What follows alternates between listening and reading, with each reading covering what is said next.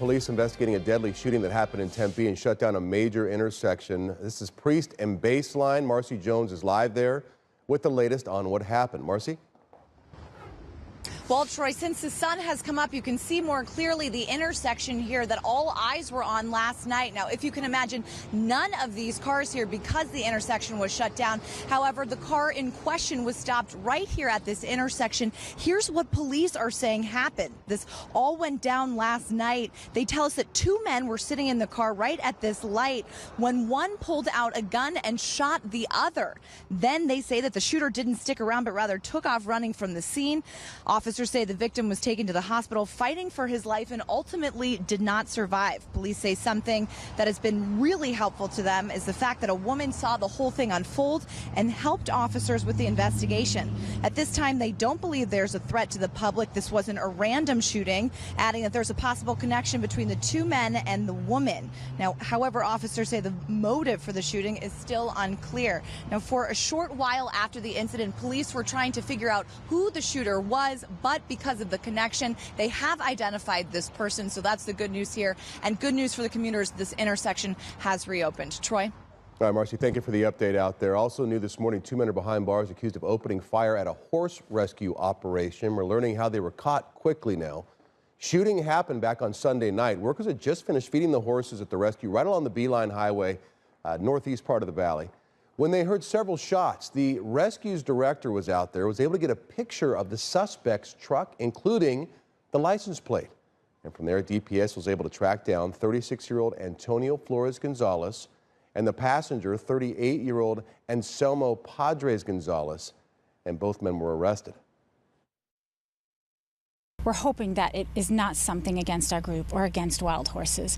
But at this point, we don't really know that yet. So we just really think that no one was hurt, no horse was shot at. If you see the trajectory from where the bullet hole is to where they shot at us, I mean, a horse could have been hit, a kid could have been hit, you know, one of our volunteers could have been hit. So we're just really, really thankful that that didn't happen. So the men's charges include DUI, misconduct with a firearm, and aggravated assault with a deadly weapon. So still not clear, as you just heard there, whether or not the rescue itself was being targeted. DPS is asking for help looking for a missing man. Manuel Cajero Hernandez has not been seen since yesterday afternoon near 39th Avenue in Thomas. He has a medical condition. He may be confused and disoriented. Doesn't speak much English. He's 72 years old, 5'5", 176 pounds, with brown eyes and graying hair. He is missing the tips of some of his fingers on his right hand. Maybe driving a black 2014 Chevy Silverado pickup with Arizona license plates. Peoria police asking for help as they search for a missing woman, Eartha Steinke, the 72-year-old, last seen around 5 a.m. yesterday morning when she went for a walk at 79th Avenue in Thunderbird. She suffers from dementia. She gets lost easily. Eartha described as African-American, 5'4", 110 pounds, black hair and brown eyes. Not clear what she was wearing. If you've seen her, please contact Peoria Police. We have a follow-up now on a story we told you about yesterday, that deadly ATV accident that started a wildfire up in northern Arizona. This morning, we were hearing from the family of one of the young victims. Again, 4 people were killed out there. One of those was just 17-year-old Abraham Rodriguez, a student at Chandler High School. He went camping this past weekend with friends for the first time ever, and the last time his father saw him, he told him to have a great time and take care of himself. According to his dad, there were 2 ATVs on that road, kind of more of those Razor type dune buggy type ATVs. One of them made a tight turn right next to a 400-foot cliff.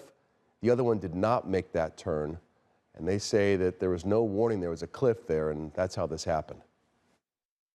I don't want nothing to happen what happened today. I don't want nobody to lose what I lost. I lost my baby, I lost my angel, I lost my life. And I don't want this to happen to anybody else. I don't wish this to happen to nobody else.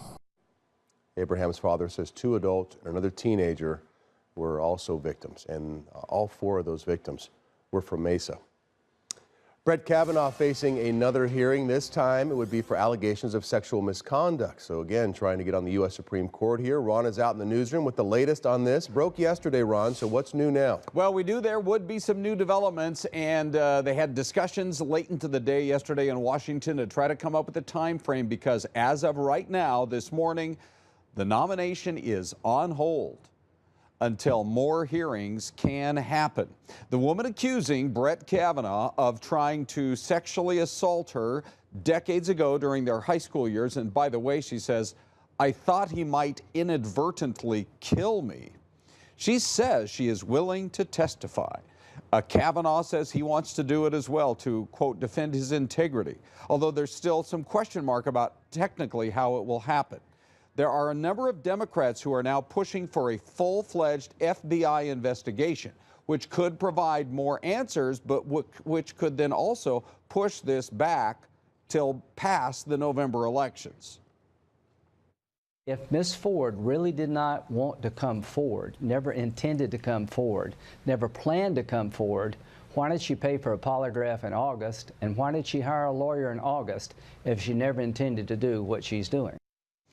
Now, very interesting. How is all of this playing out? Here are, let's say it were to go into the early part of next year. One of these two women most likely to be our next U.S. Senator. So where do they come down on all of this? Well, we've got statements from both.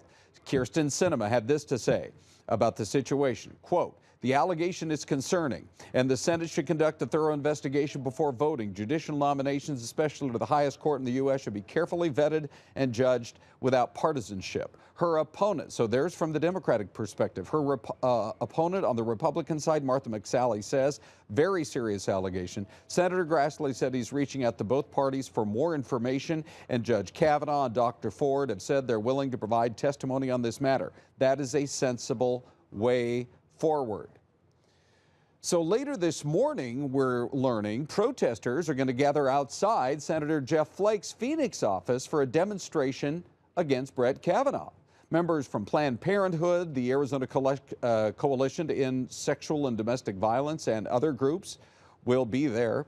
It comes, though, at a time that Senator Flake has said the Judiciary Committee should not vote on Kavanaugh's nomination. In fact, Flake was the first Republican senator to say, hold on, stop this process. We've got to come up with some answers. I'm not comfortable voting until I get a thorough vetting of what happened here. So the Senate's confirmation vote had been for Thursday.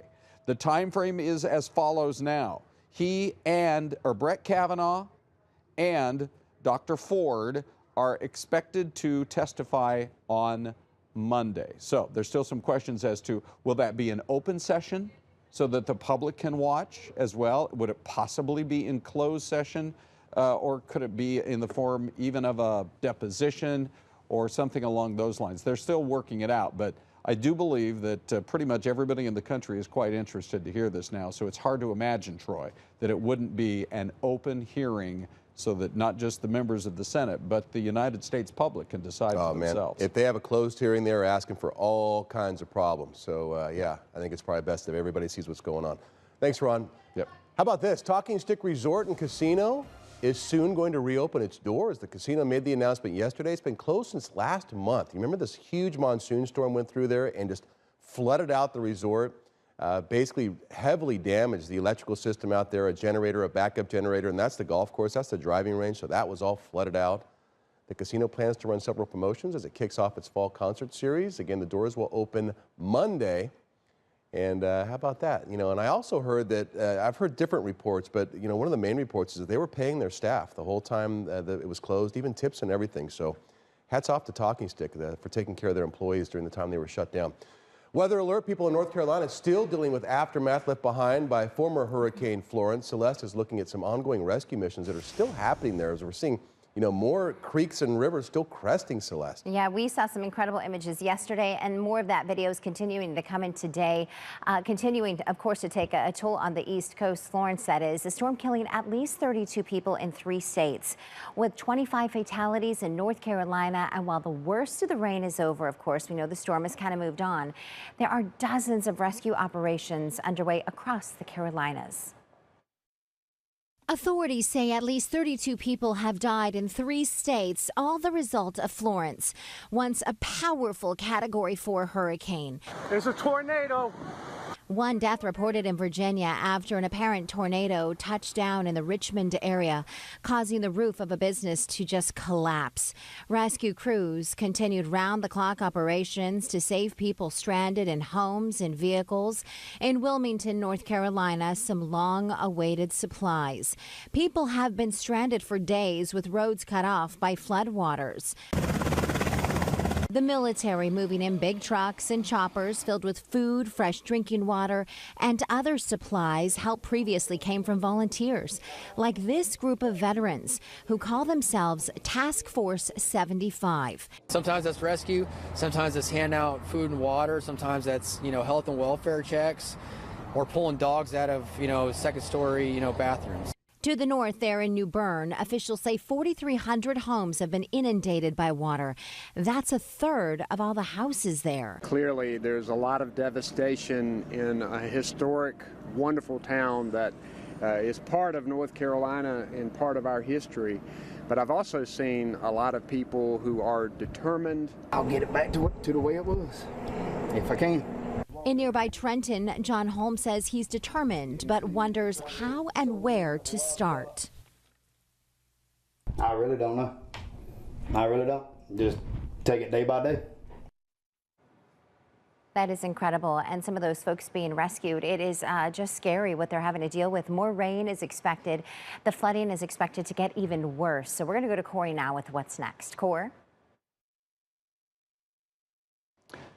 It is still a mess out east. The rain from Florence continues to pour, and this has been one long-lasting mess. Showers still stretching from western parts of Virginia into the state of West Virginia, through Maryland, into Pennsylvania, New York, and then into New England itself. And unfortunately, Pennsylvania is a state that really does not need another drop of rain. It has really been a long summer for that state. This is where the Susquehanna River flows. It eventually flows into the Chesapeake Bay.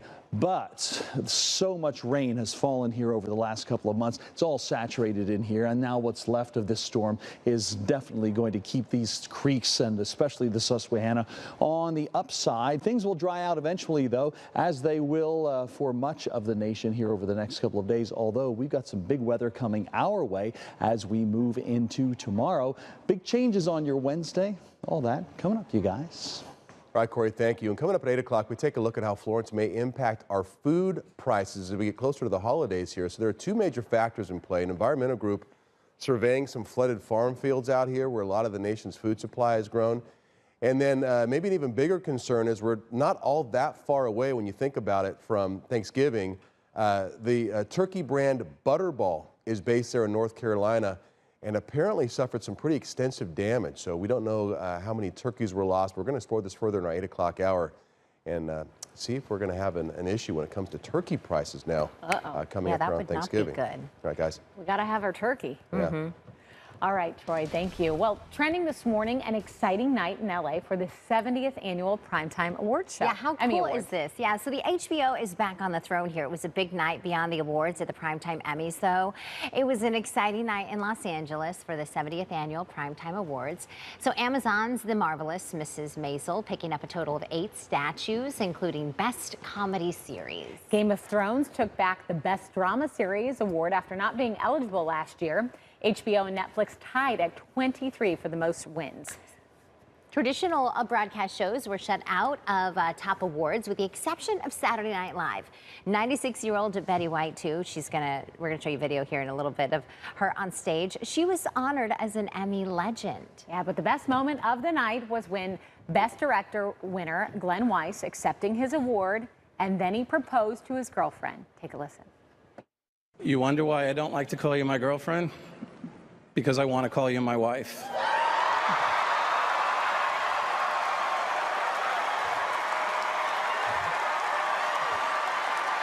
Jan, I want to put this ring that my mom wore on your finger in front of all these people and in front of my mom and your parents watching from above. Will you marry me? Well, that's the sweetest ever. That is amazing. Congratulations. How sweet is this? Look at that.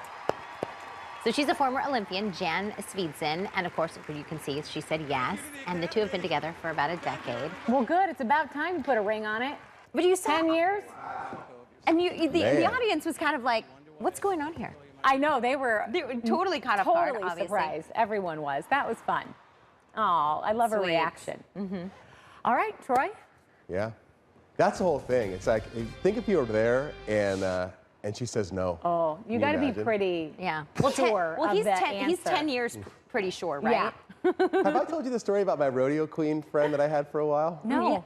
So I had this friend who was a rodeo queen. She was just so beautiful and nice, and she was a real cowgirl. She was a roper and the whole thing. So she had this boyfriend who worked for a radio station. This is in Reno when I worked back there a million years ago. So Garth Brooks concert, packed stadium, Lawler Event Center.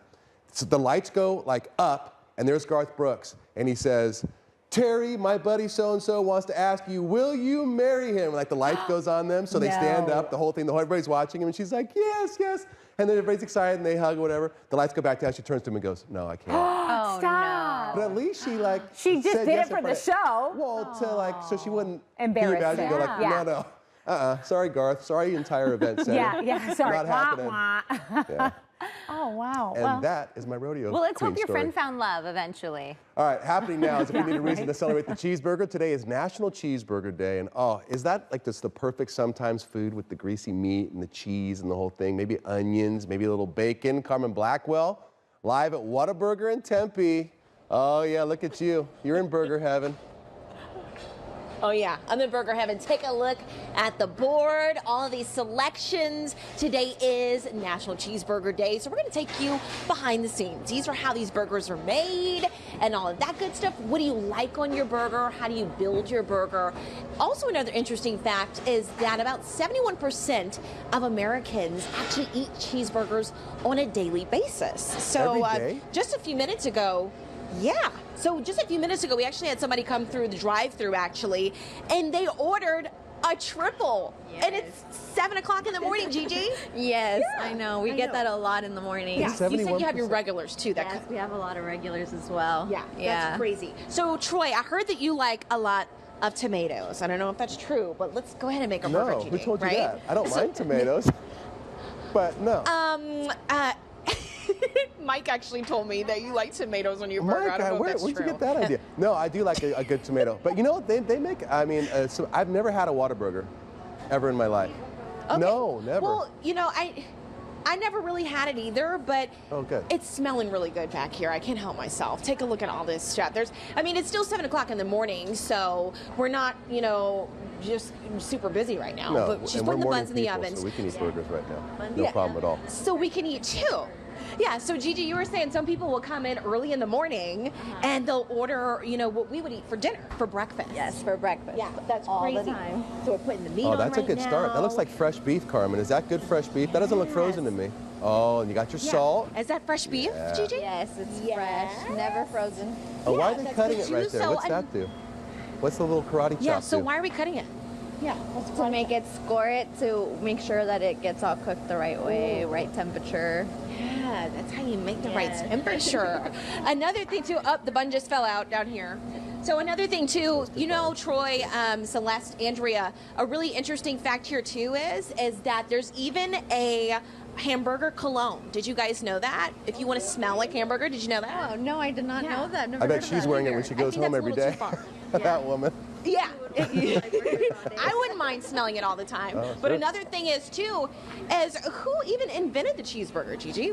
I'm not even sure. That's because nobody knows. Did you know that we don't know who invented the cheeseburger or the hamburger, period? Oh, wow. Yeah. Just out of nowhere. We just don't even know. You work at a burger joint and we don't even know who even invented them. But they're still really good though. Yeah, we Regardless want to of thank how that good they are anonymous for person us. for changing our lives Delicious. forever. Whoever that was. Yeah. Changing our Yes, lives. we bow That's to right. you. So I'm going to go ahead Mr. and eat or one of Miss these bad Cheeseburger boys. Inventor. Mm-hmm. Ooh, see, look It's at that. When they waiting get a for little me. bloody on top, that's when you know what's going on. Close, yeah. Meter? So Wait, good. I'm getting a wrap? The How can we blood's wrap right now? They're How can you not have gone to Whataburger? There's one right up on a McDowell and 10th Street. We're going to have to take you. Oh, She's going eating with the bacon. Are we going back to her? Is that it? Well, tell her to bring you one. I feel like I need to see the finished burger. Ooh. All right. Yeah.